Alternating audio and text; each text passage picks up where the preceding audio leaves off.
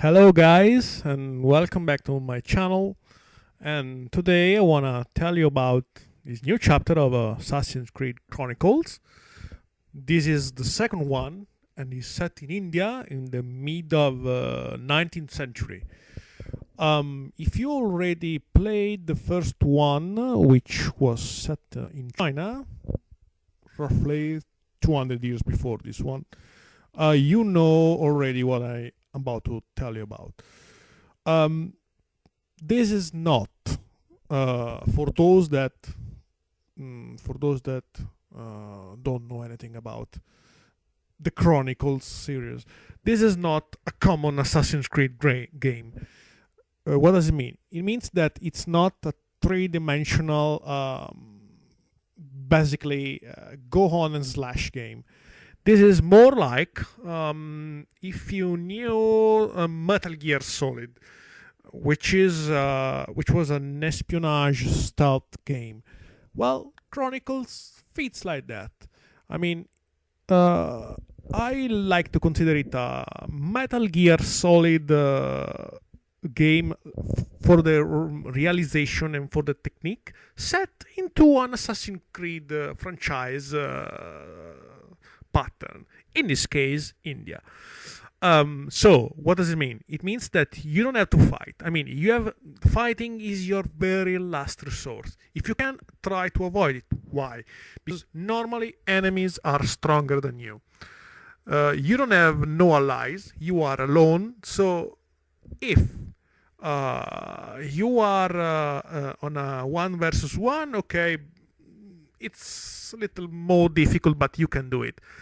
But if there are two or three against you, well, you are gonna die because since this is a two-dimensional game, you can go right or left. There are no other directions unless you take a certain well-defined path that lead you basically towards the screen or in the opposite direction, just like Fatal Fury.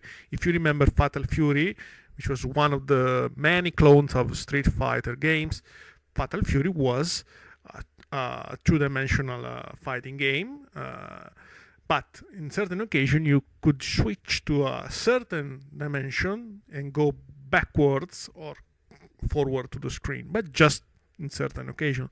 And in this case it's the same.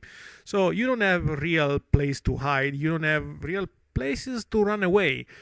So if they start to shoot you, you will likely die, and that's not very bad. I mean, this is a stealth game, and each chapter is divided into I don't know if you want to call sub chapters or missions, and if you don't kill anybody, remain stealth, you get the maximum of rate, which is gold. What does it mean? It means that you get more experience points. So you can, for instance, get more life bar. You can unlock weapons or technique or skills, whatever. If you are spotted or you are forced to fight or you perhaps trigger alarms or anything like that, your judgment is decreased, so you could get a silver if you're lucky or even a bronze. In those cases, I mean, if you are spotted, my personal point of view is to allow the enemies to kill you. I mean, normally I allow them to kill me so I can start back aware of the tricks that I have to not fall in, and then the second time or perhaps the third one I will get a golden score. As you can see, the graphic is very well detailed. I mean, these are probably the settings that you could have seen if you were in those times. So, but this is a feature of all the Assassin's Creed game. I mean, you have to tell me one chapter that was not well defined into details. Sometimes even maniacally, because sometimes they are even defining the flowers. You see on the left the flowers in the flower pot or whatever. as you can see, there are many spots to many. There are not many. There are very well defined spots in which you can hide, and you can. In this case, I killed the thug, but you could have allowed him to finish his path, because when you switch into I don't remember what's the name. That mode in which you see everything blue and you are awareness of everything. You can see the path of the gods. So, for instance, these two. No, this is the map, but the two underneath, they are talking to each other. They don't move. Normally, they don't move because sometimes they move. They are giving you very interesting and useful clues, and not only, but since they don't move, they don't see you. Basically, if you walk behind them, you can pickpocket them. Normally, you can get ammunition, or in some cases also important items for the continuing of the story. See, it's telling you can pickpocket gadgets, ammo, or target objects. I don't remember exactly what. Probably nothing here. Let's see. Ammunition. Okay. It's a two-dimensional game, so the two guards they don't have to see you. I mean, in reality they would have, of course, but this is a game. Don't never forget that this is a game. Okay. Well, I am eager. I like everything. As you can see, just like the first chapter, on the bottom left part of the screen, you have the menu with your abilities. On top you have the whistle, which is probably the most useful. On the left you have the noise bombs, and the other two, honestly I don't remember. One is the rope for sure, but I don't have unlocked yet. You see now that there is a tiger in the cage on the right, which is basically an alarm. You don't have to awaken the tiger, because if not, the guard that is sleeping is going to wake up. Not only is going to try to kill you, but he's going to call the enforcement. So now I think that I screwed it up, and so I allowed them to kill me.